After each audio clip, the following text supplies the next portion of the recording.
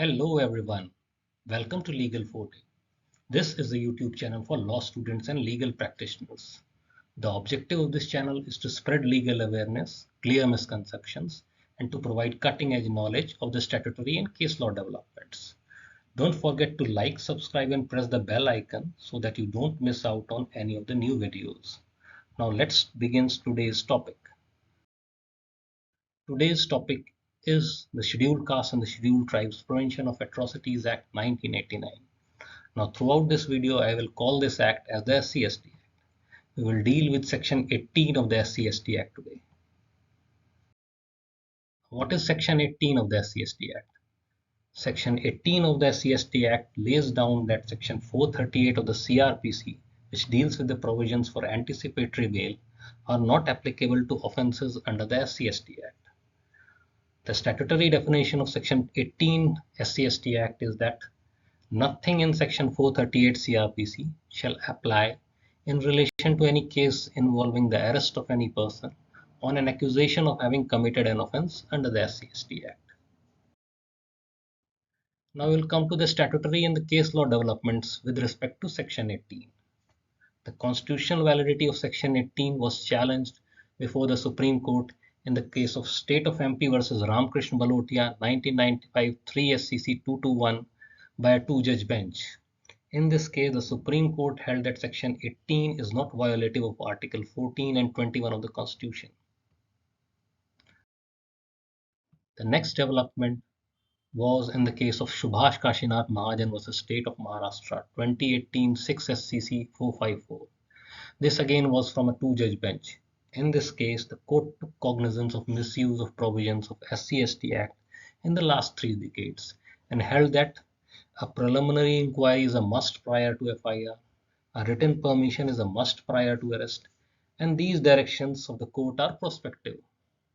The court further gave certain directions in para 79.3 to 79.5 of the judgment. These were that in case of arrest of a public servant can be only after approval of the appointing authority. Arrest of a non-public servant can be only after approval by the SSP. Such approval may be granted in appropriate cases if considered necessary and for reasons to be recorded. Such reasons must be scrutinized by the magistrate for permitting further detention. Now, to avoid false implication, a preliminary inquiry is a must by the DSP. Any violation of these directions will be actionable by way of disciplinary action as well as contempt. Further, there is no absolute bar against grant of anticipatory bail in cases under SC/ST Act if no prima facie case is made out or where on judicial scrutiny complaint is found to be prima facie malafide.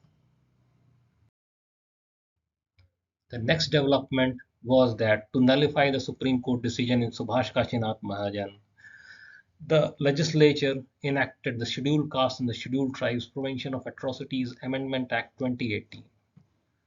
Now, by this amendment, a new section 18A was inserted which provided that a preliminary inquiry is not required for registration of an FIR. Then investigation officer shall not require approval for the arrest. No procedure other than that provided under SC/ST Act or the CRPC shall apply.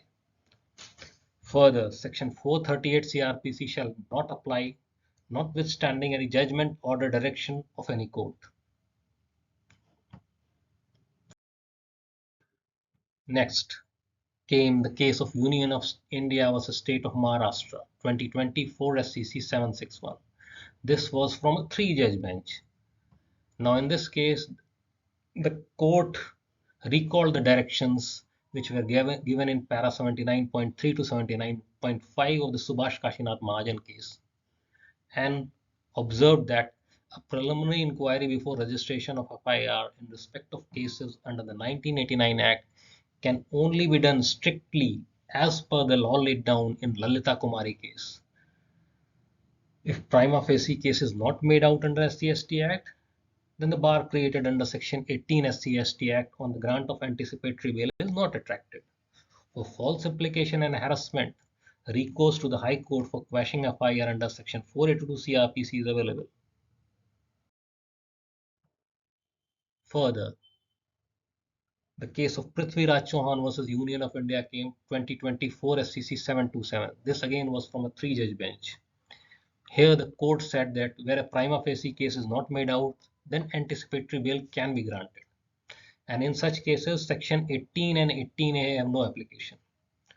Now for evaluating prima facie case, reappreciation of evidence is not required.